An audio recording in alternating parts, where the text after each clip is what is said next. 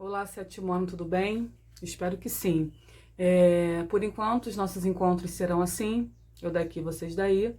A gente não pode interromper a nossa sequência de estudos. Na segunda-feira eu enviei material para vocês, trabalhando sobre estrutura e formação das palavras, naquele esquema de aula invertida, e hoje eu vim aqui para dar uma explicação para vocês sobre este conteúdo. A gente sabe que as palavras da língua portuguesa, dentro delas, elas têm elementos que formam esta palavra. E é o que a gente vai aprender aqui agora. Então, eu tenho aqui 5 palavras que derivam da palavra escola. Escolar, escolarização, escolarizar e subescolarização. E 3 palavras que eu coloquei que derivam de tempo, temporal, temporizar e temporão. Eu quero que vocês identifiquem que nessas palavras, até onde elas são iguais na consoante. Então, até onde elas são iguais na consoante é aquilo que eu chamo de radical. Então, no caso de escola, escolar, escolarização, até aqui embaixo, até o L é o meu radical. Aqui no tempo, temporal, temporizar, até o P é o meu radical. Porque o radical é aquela palavra, é aquela parte invariável, aquela parte que não muda. Ou seja, aquela parte que serve como base. Beleza? Um outro elemento que forma a estrutura da palavra são os afixos, que se dividem em 2, em prefixo ou sufixo. O prefixo é o elemento que eu coloco sempre antes do meu radical para formar uma nova palavra.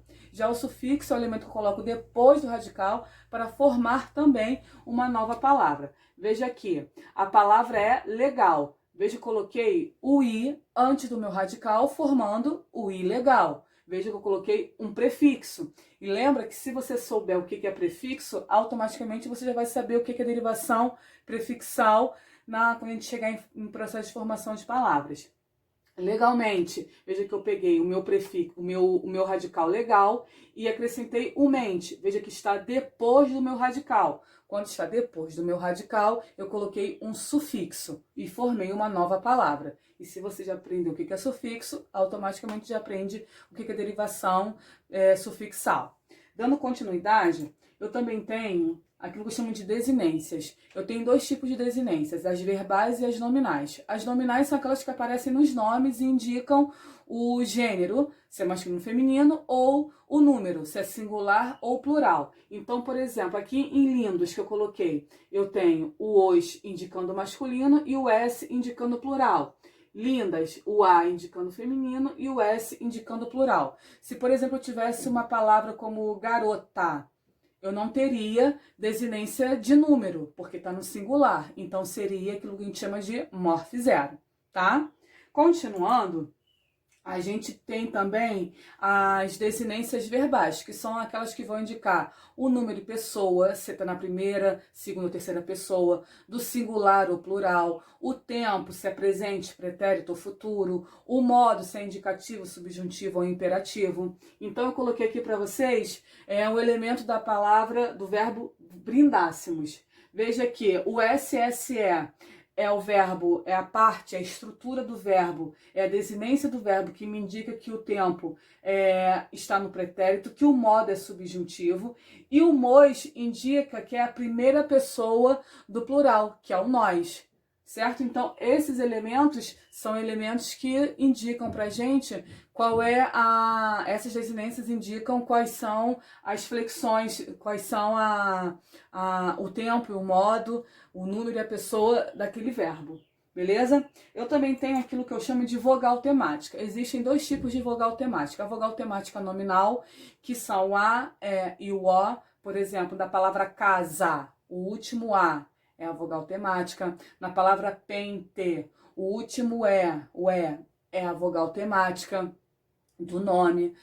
Na palavra bolo, o último O é a vogal temática, certo?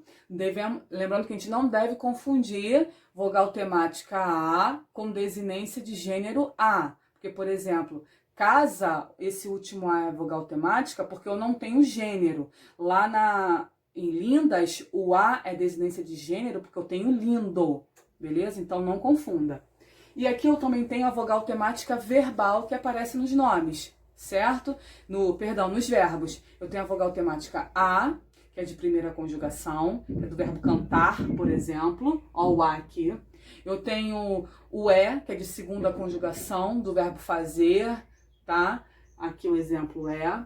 E o verbo e a vogal temática I, do verbo partir, que é de terceira conjugação, certo? E a vogal temática, quando ela sempre aparece depois do radical. E quando eu pego o radical mais a vogal temática, eu tenho aquilo que eu chamo de tema, beleza?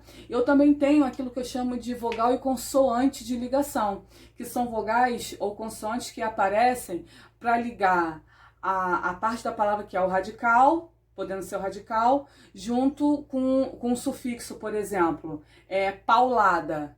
Eu tenho a palavra pau, o meu radical pau, eu tenho o sufixo ada, só que pauada não ia ficar legal. Então, criou-se a consoante de ligação L para juntar esses dois. É só para ligar, aí formando paulada. Gasômetro, gás mais metro, não ia ficar gás metro. Então, criou-se uma vogal de ligação, no caso o, para ligar essas duas palavras, formando gasômetro.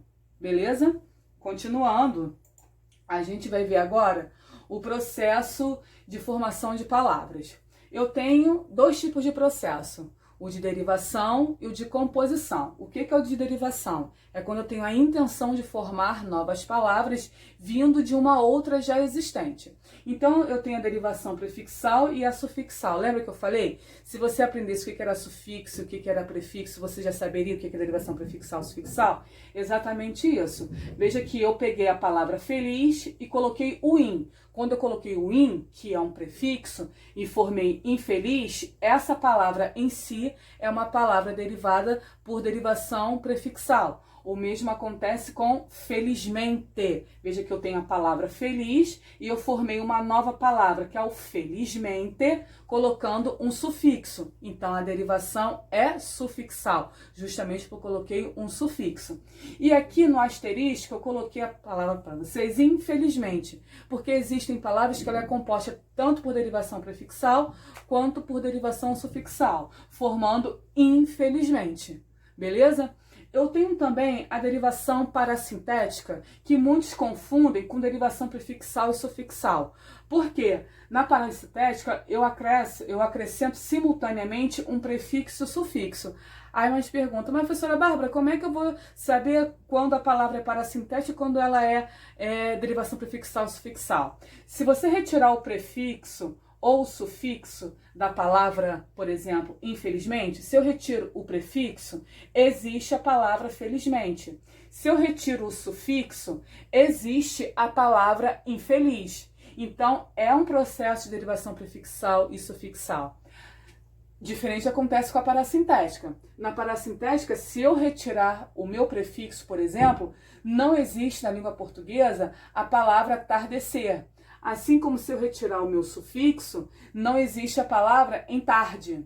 Por isso que ela é parassintética. Então não confundam, ok? Continuando. Derivação regressiva é quando você elimina algumas desinências da palavra. Você vê que ela foi reduzida literalmente.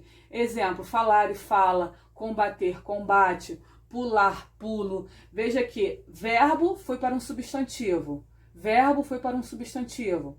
Pular foi para um substantivo. Pulo. E assim vai. Beleza? E a derivação imprópria é quando acontece a mudança de classe gramatical de uma palavra. Exemplo, a gente sabe que cantar é verbo, certo? Eu canto, tu cantas, ele canta. Mas nesse exemplo aqui, ó, o cantar do pássaro é lindo, nesse exemplo, o verbo cantar não é mais verbo. Ele está passando a ser um substantivo, até porque ele está sendo precedido, antes dele está vindo um artigo, e a gente sabe que artigo substantiva qualquer palavra. Então, neste caso, quando acontece mudança de classe gramatical, é uma derivação imprópria. Um outro exemplo comum é o leão está preso no zoológico. Outro exemplo é a família leão vai passar as férias na Disney. Veja que leão, do animal, substantivo comum. Leão, família leão, substantivo próprio. Houve derivação imprópria. Beleza?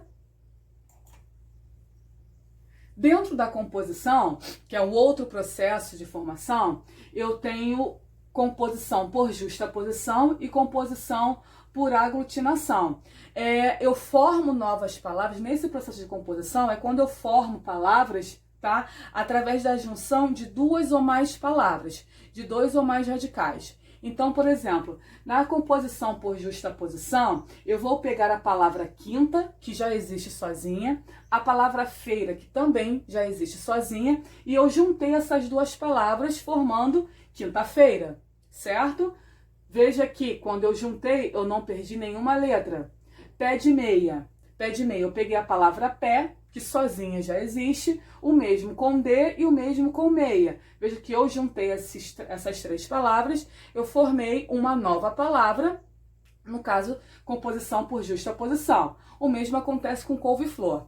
Quero lembrar a vocês que justaposição não significa que você tenha que usar sempre o hífen. A justaposição é eu junto duas palavras e eu não vou perder nenhum fonema. No caso, por exemplo, que eu não coloquei aqui, de girassol. Eu tenho a palavra gira, mais a palavra sol. Quando eu junto, ficaria girasol. Mas como para manter o som do S, de sol, foi criado mais um S, no caso o dígrafo, formando o dígrafo SS. Professora, mas aí eu ganhei uma nova letra. Sim, por acomodação fonética, acomodação sonora, mas eu não perdi. Porque se eu juntasse e perdesse, seria composição por aglutinação. Beleza? O que é a composição por aglutinação?